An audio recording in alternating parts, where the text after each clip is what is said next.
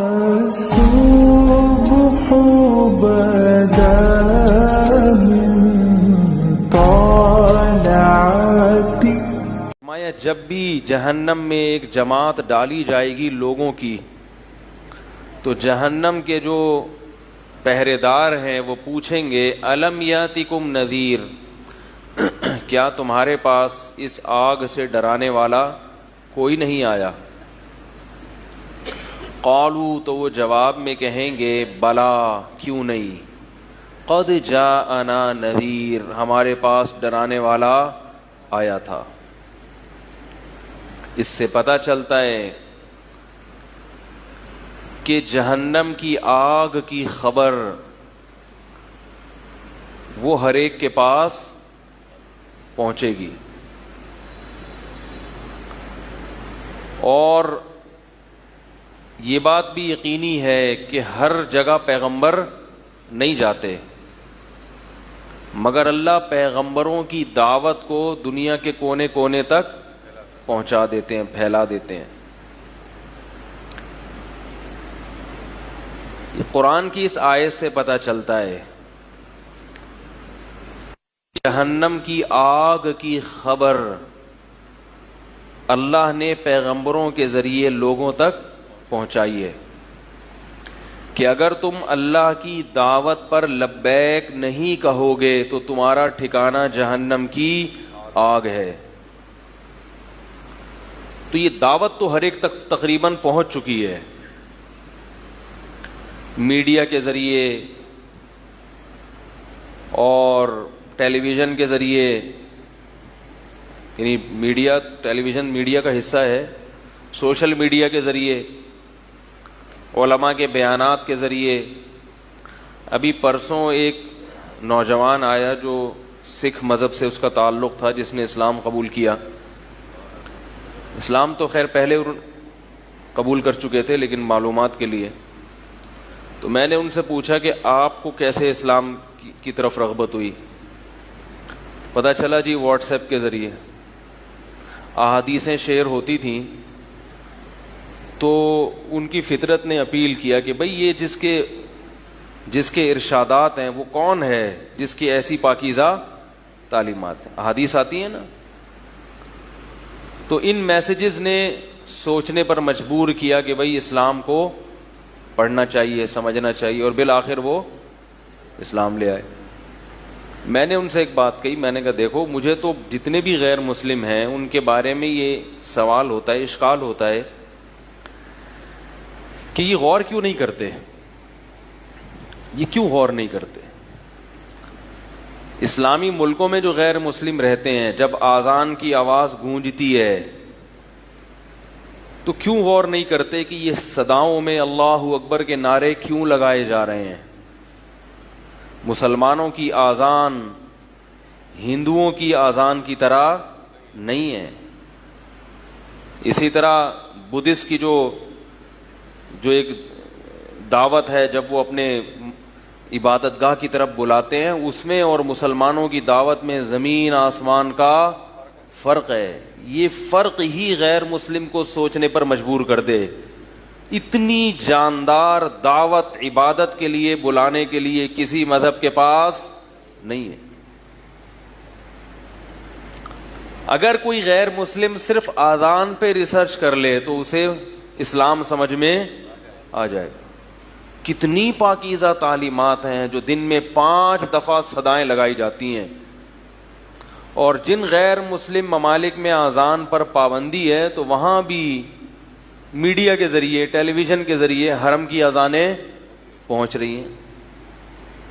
اللہ اکبر، اللہ اکبر، اللہ سب سے بڑا ہے، اللہ سب سے بڑا ہے، میں گواہی دیتا ہوں کہ اللہ کے سوا کوئی عبادت کے لائق نہیں ہے۔ پھر دوبارہ یہ گواہی، اب اللہ کا ہمیں بتائے گا کون؟ اشہد ان محمد رسول اللہ، میں گواہی دیتا ہوں کہ محمد اللہ کے رسول ہیں۔ وہ نہیں ہے تو پھر کون ہے بتاؤ؟ ہمیں اللہ کا تعارف پھر کون کرا رہا ہے بھائی؟ جیسا اللہ کا تعارف اور انٹروڈکشن محمد صلی اللہ علیہ وسلم نے اللہ کے بارے میں بتایا، اس طرح سے انٹروڈیوس کسی نے بھی ہمیں کرایا ہی نہیں، کچھ ہے ہی نہیں اس کے پاس۔ اللہ کون ہے, کہاں ہے, اس کی کیا صفات ہیں, وہ اپنے بندوں سے کیا چاہتا ہے. تبھی تو دیکھو دنیا پاگل ہو گئی ہے. دنیا کے پاس سب کچھ ہے, سیدھا راستہ نہیں, پاگل ہو گئے. یہ پاگل پنے کی مثالیں دوں آپ کو. ابھی انڈیا کی عدالت نے قانون پاس کیا ہے کہ شادی شدہ عورت بھی زنا کر سکتی ہے. یہ باولے ہونے کی دلیل ہے. ہدایت نہیں ہے نا تو باولے ہو گئے, پاگل ہو گئے. دلیل یہ دی ہے کہ عورت جو ہے وہ مرد کی ملکیت نہیں ہے, چونکہ وہ مرد کی پراپرٹی نہیں ہے تو مرد اس پہ پابندی. تو یہ فل باولے ہونے کی دلیل ہے یا نہیں؟ یعنی اگر دونوں کا ایگریمنٹ ہوا ہے اور وہ اس ایگریمنٹ کی وجہ سے شوہر کی پابند ہو جاتی ہے کہ میں کسی سے ریلیشن نہیں کروں گی, تو اس کو کیا سمجھ رہے ہیں؟ گویا اس کی ہم نے غلام بنا دیا اس کو. اس کا غلامی سے کیا تعلق ہے؟ اور اگر اس کو سیکچول ریلیشن قائم کرنے کی غیر مرد سے اجازت ہے تو پھر شادی کے تکلف کی ضرورت کیا ہے؟ خدا کی قسم یہ دنیا کی ذہین قومیں باولی ہو گئی ہیں, پاگل ہو گئی ہیں, کیونکہ ان کے پاس گاڈ کی طرف سے کوئی نمائندہ ہے نہیں, اور جو ہے اس کو ماننے کے لیے تیار نہیں ہے.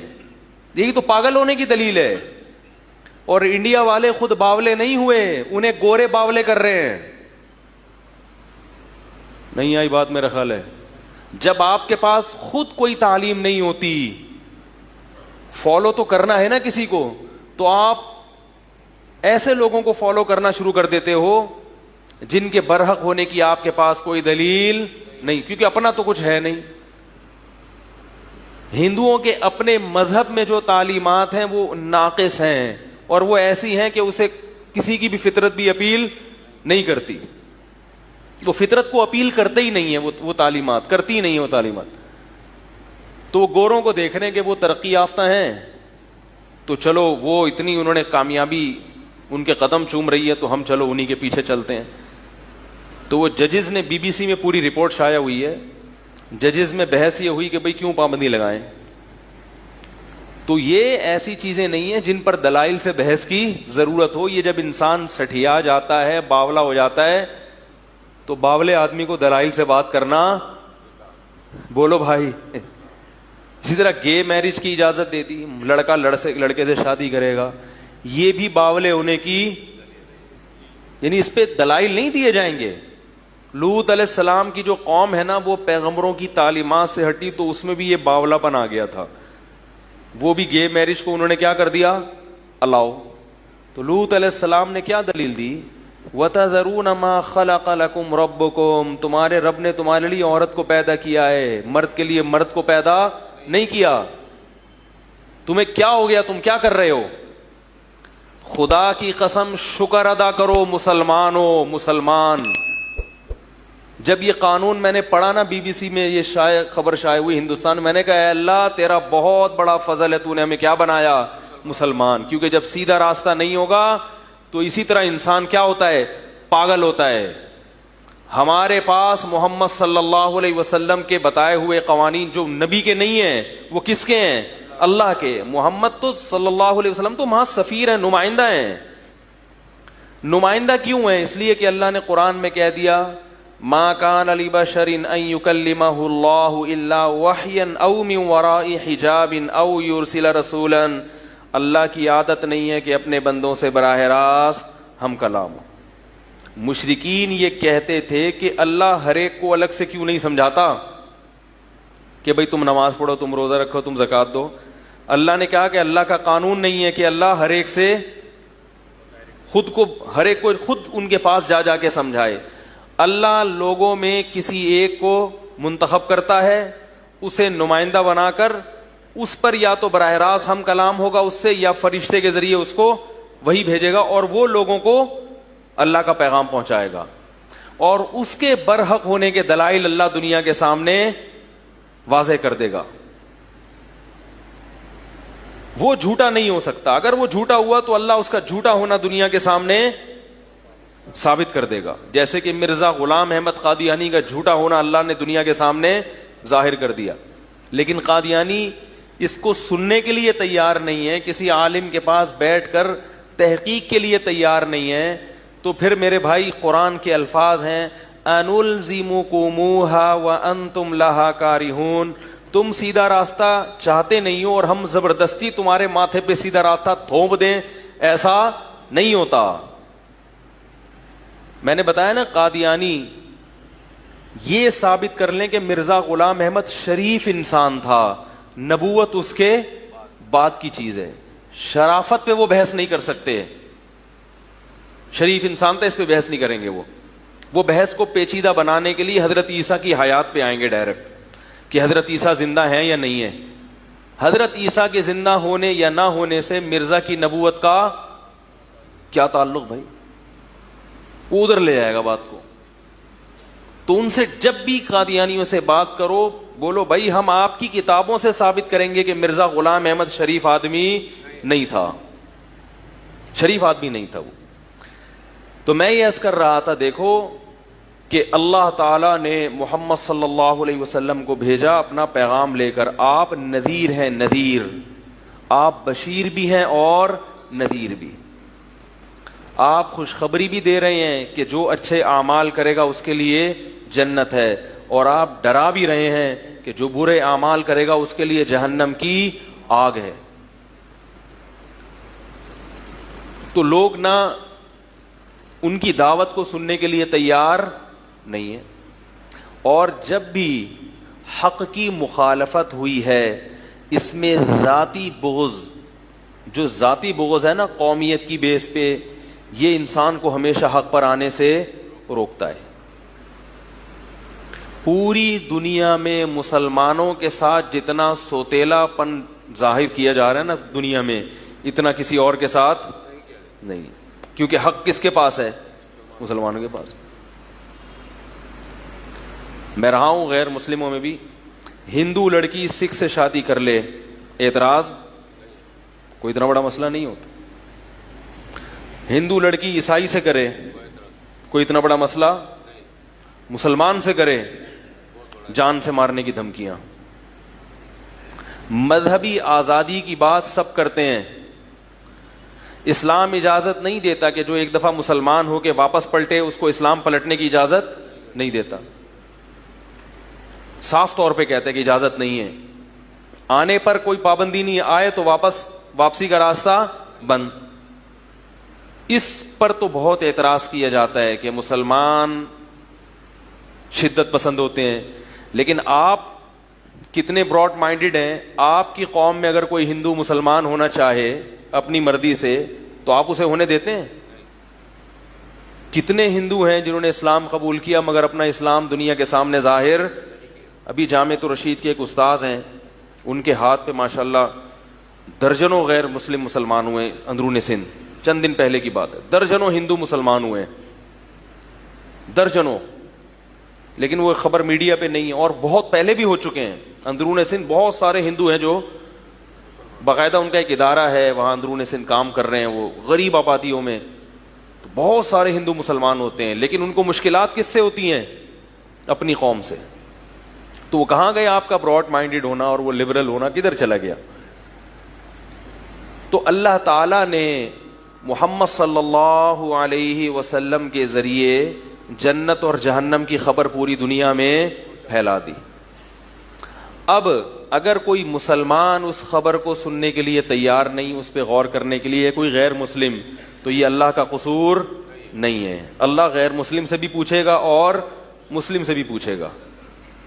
مسلمان سے تو یہ پوچھے گا کہ تم اعمال جو نبی نے بتائے تھے ان کو کیوں پورا نہیں کیا، اور غیر مسلم سے اللہ تعالیٰ یہ سوال کریں گے کہ جب تمہیں معلوم تھا کہ دنیا میں مختلف مذاہب ہیں، مختلف دعوتیں ہیں، تمہیں معلوم تھا اس میں کچھ صحیح ہیں اور کچھ غلط ہیں، تم نے تحقیق کر کے صحیح تک پہنچنے کی کوشش کیوں نہیں کی؟ کوشش کیوں نہیں کی؟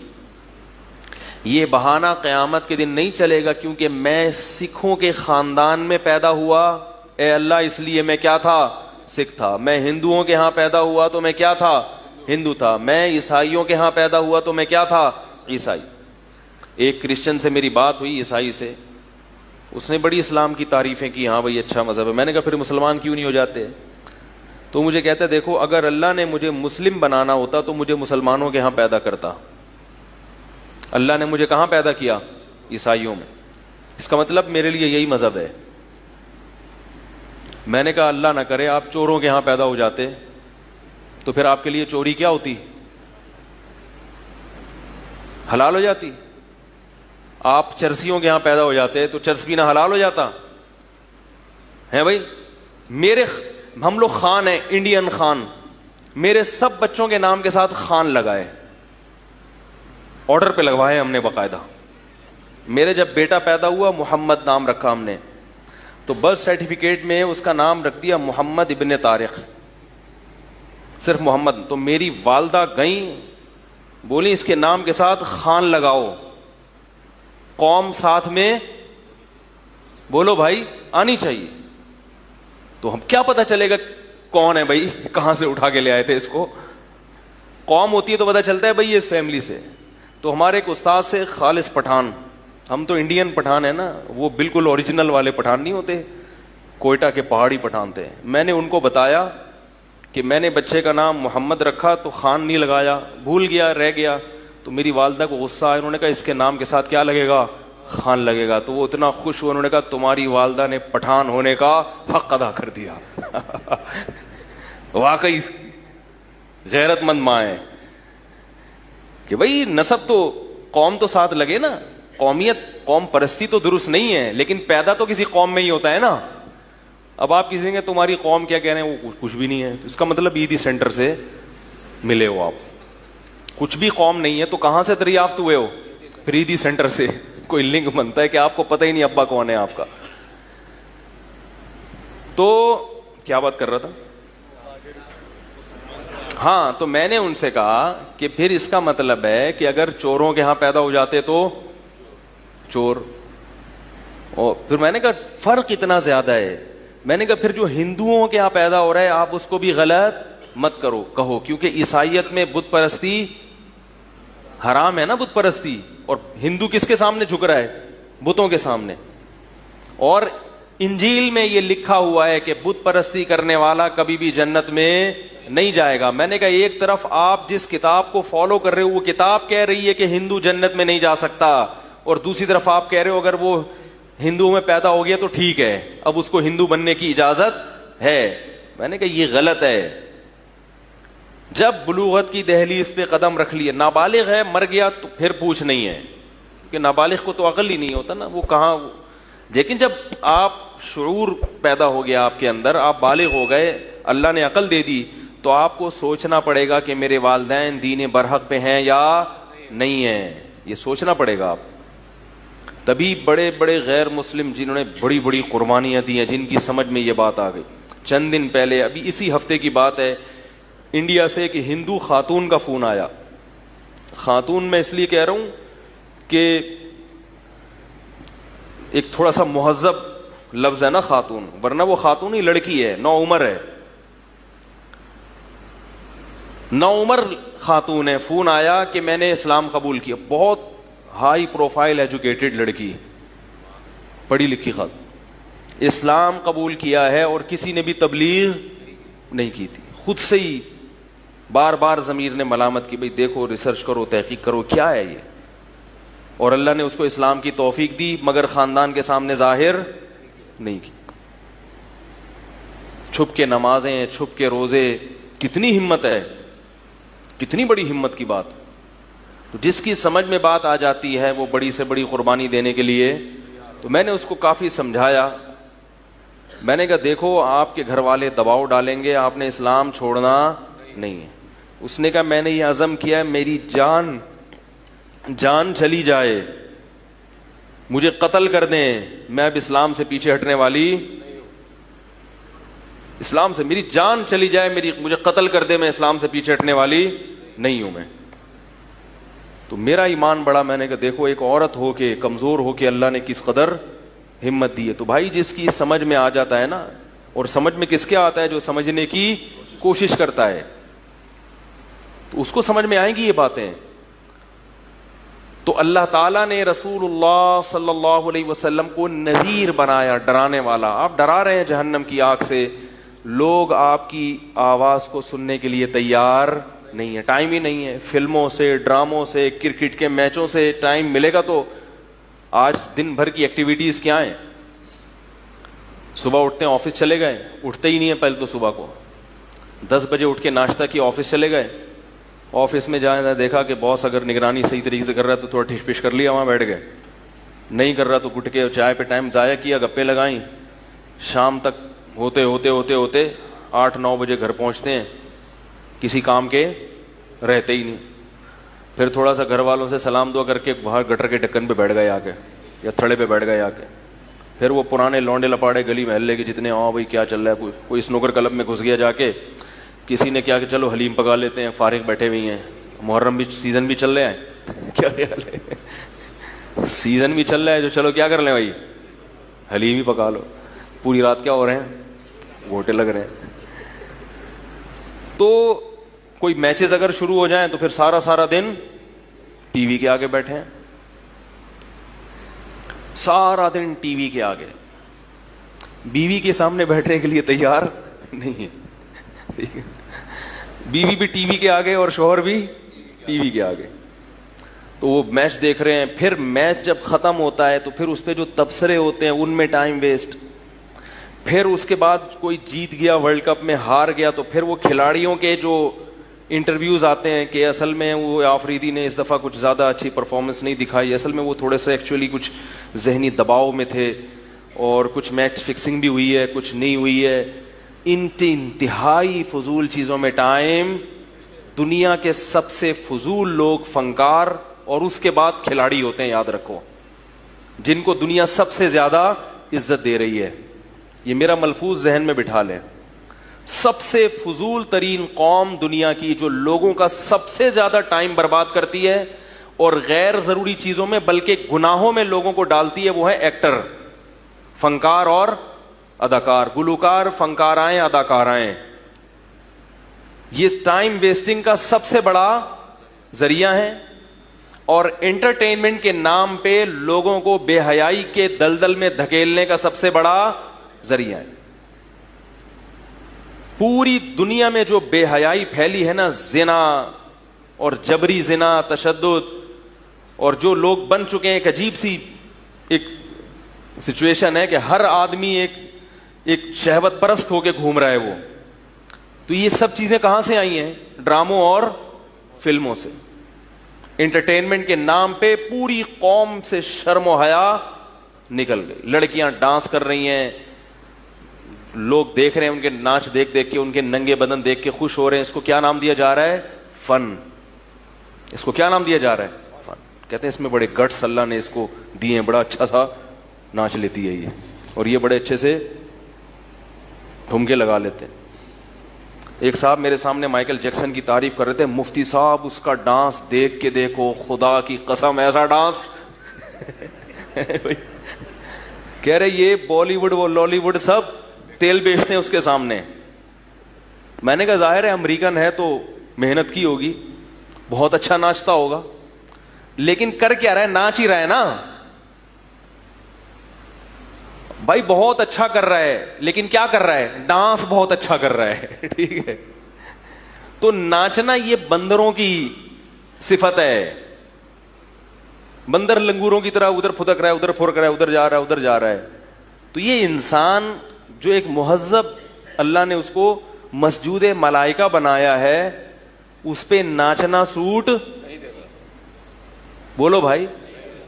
ہاں کبھی خوشی میں تھوڑا سا ہل لیا, ڈھونڈ کلابازی کھا لی, وہ ٹھیک ہے, وہ تو بچے بھی تھوڑا سا ناچ لیتے ہیں اور بڑے بھی کبھی آواز ہیں تو تھوڑا سا.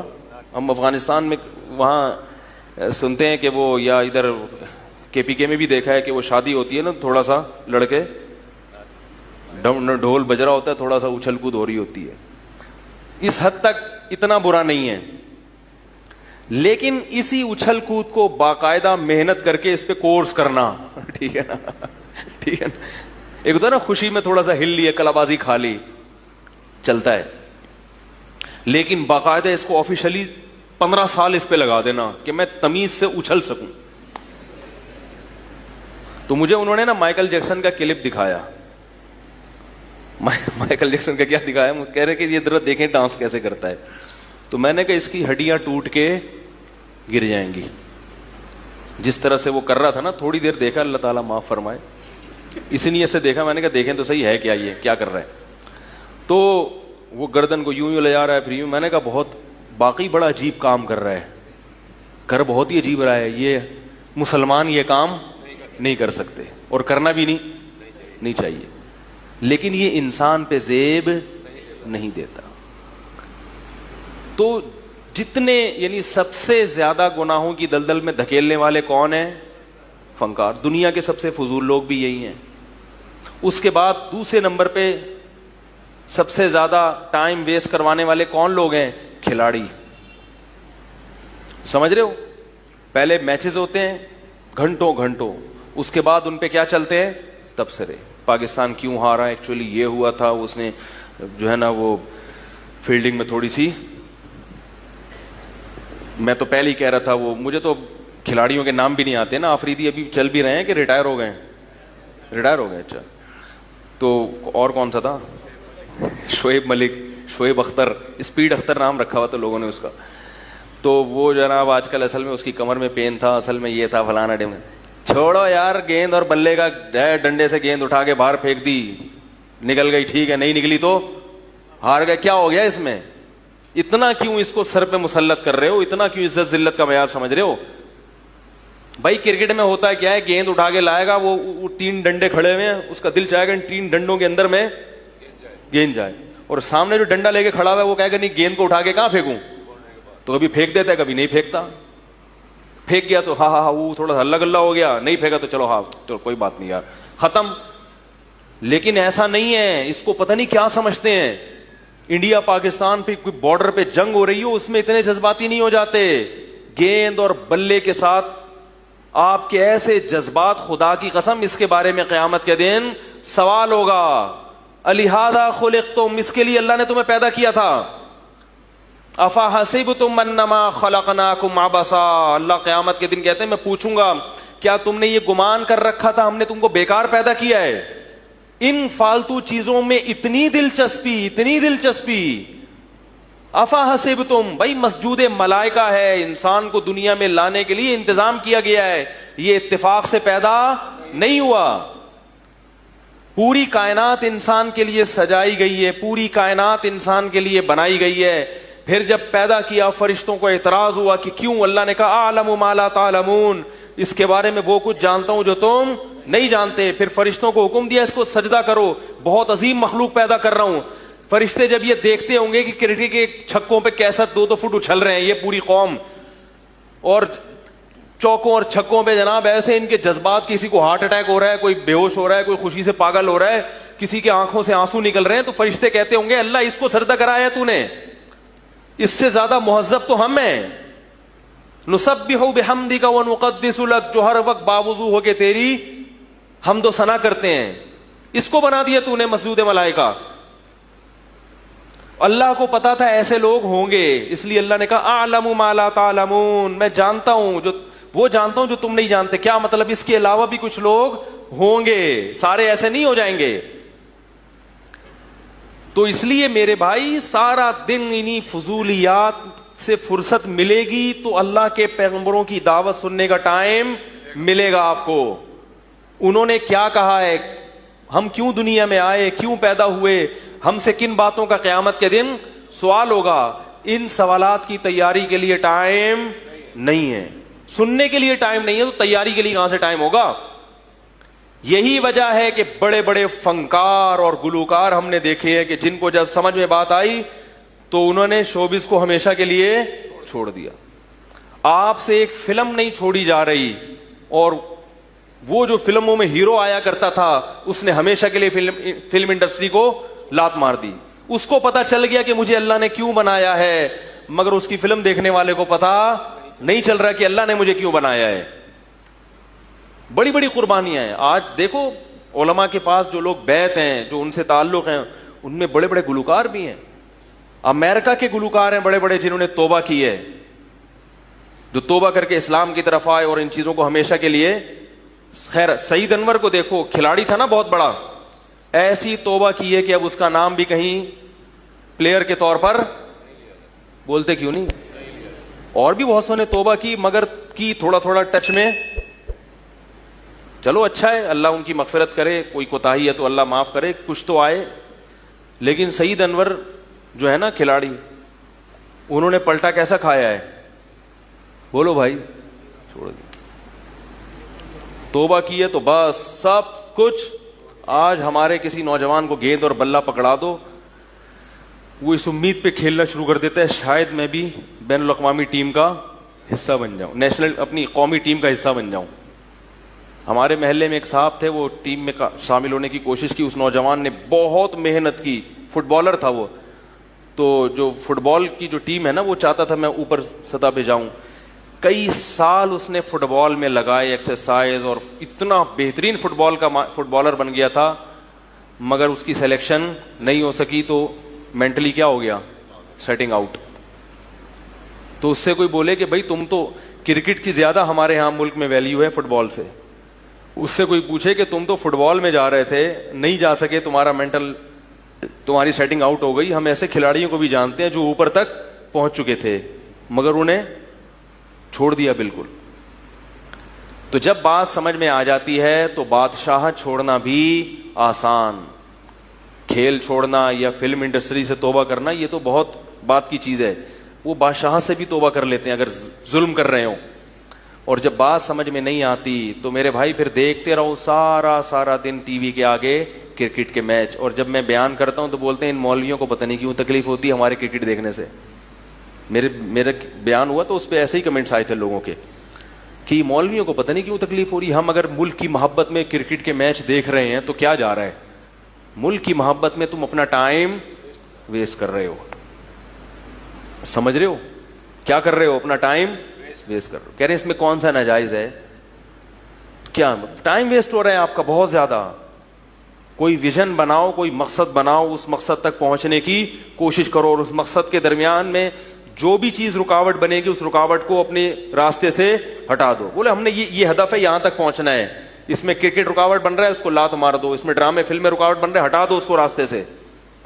اور اگر کوئی ویژن ہی نہ ہو, کوئی مقصد ہی نہ ہو, پھر دیکھو بھائی, کیونکہ پھر تو لائف کو انجوائے کرنا ہے تو پھر کرکٹ بھی دیکھو, فلمیں بھی دیکھو, بلکہ میں کہتا ہوں پھر گٹکے بھی کھاؤ, اور پھر تھوڑا سا سٹے مٹے بھی لگاؤ, اور پھر پینے پلانے کا جو لوگ کہتے ہیں, میں نہیں پیتا الحمدللہ, جو پینے والے ہیں وہ کہتے ہیں پینے میں جو مزہ ہے وہ کسی اور چیز میں نہیں, وہ پھر پیو.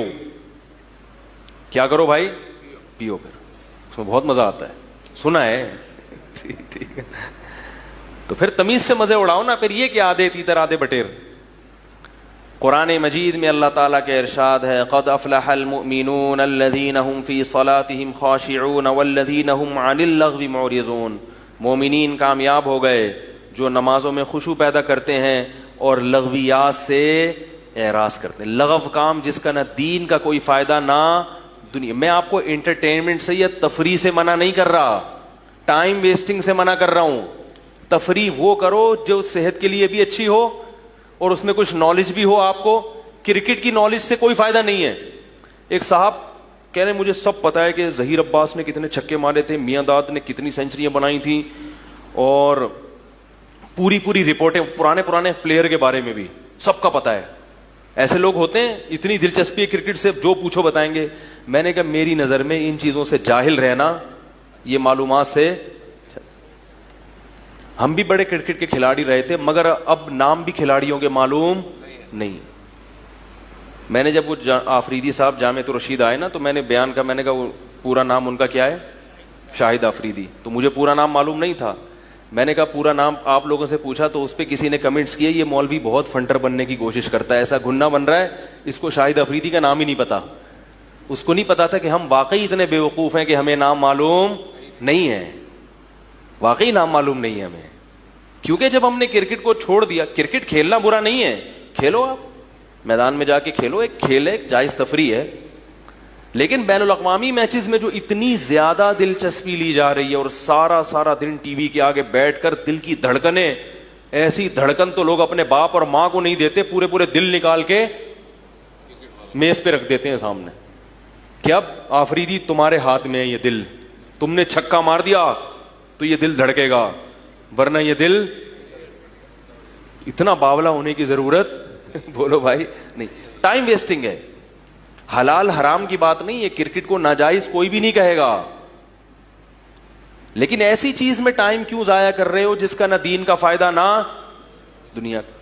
تو آپ جائز تفریحات میں وقت لگائیں, اس سے کیا ہوگا, اس کے دنیا کے بھی فائدے اور آخرت کے بھی. رسول اللہ صلی اللہ علیہ وسلم نے ہمیں بتایا ہے کہ جائز تفریح کیا ہوتی ہے, جائز کھیل کیا ہے. ہم لاوارث تھوڑی ہمیں پتہ نہ ہو, ہمیں ہر چیز اللہ کے نبی سے پوچھنی ہے. یا رسول اللہ دنیا کھیل رہی ہے, دلچسپی لے رہی ہے کرکٹ میں, ہم کیا کریں, ہم مسلمان ہیں, ہم کچھ نہیں کھیلیں. آپ نے فرمایا کھیلو, کل لہو باطل, ہر کھیل باطل ہے, الا ثلاث, فرمایا صرف 3 کھیل ہیں جو میری امت کے لیے کیا ہیں, جائز ہیں. وہ 3 میں اصل میں 3 نہیں ہیں. حدیث میں جب بھی کوئی ایسا عدد آتا ہے تو مراد اس ٹائپ کی جتنی بھی چیزیں ہوں گی وہ کیا ہوں گی, جائز ہوں گی. فرمایا ملاعبۃ الرجل اہلہا, اپنی زوجہ سے خوش مزاجی کی بات چیت کرنا, بیوی کے ساتھ, بیگم کے ساتھ. اگر کوئی ایسا کام کر رہے ہیں نا, ایسی تفریح پہ گھومنے گئے یا اماں کے گھر چلے گئے یا ویسے ہی ٹہلنے چلے گئے, تو اگرچہ وہ وقت بظاہر ضائع ہو رہا ہے مگر شریعت کی نظر میں وہ ضائع نہیں ہے.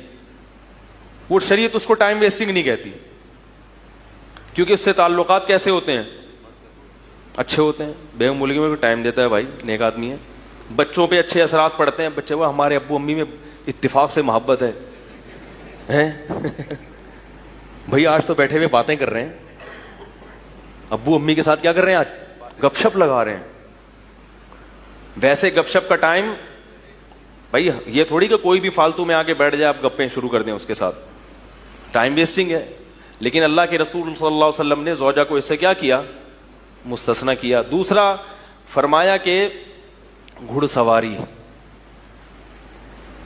گھڑ سواری میں جو ریسنگ کا مقابلہ ہوتا ہے, اس میں آپ صلی اللہ علیہ وسلم نے ترغیب دی ہے, کیونکہ اعز مقام فی الدنا سرج سابحین وخیر جلیس فی الزمان کتاب. متنبی سے کسی نے پوچھا, متنبی نے ایک شعر کہا کہ سب سے بہترین مقام مرد کے لیے, جس پہ مرد بیٹھا ہوا اس مقام پہ سب سے زیادہ مرد لگ رہا ہوتا ہے, وہ تیرتے ہوئے گھوڑے کی پشت ہے. نہیں آ رہی میرا خیال ہے, ویلی نہیں ہے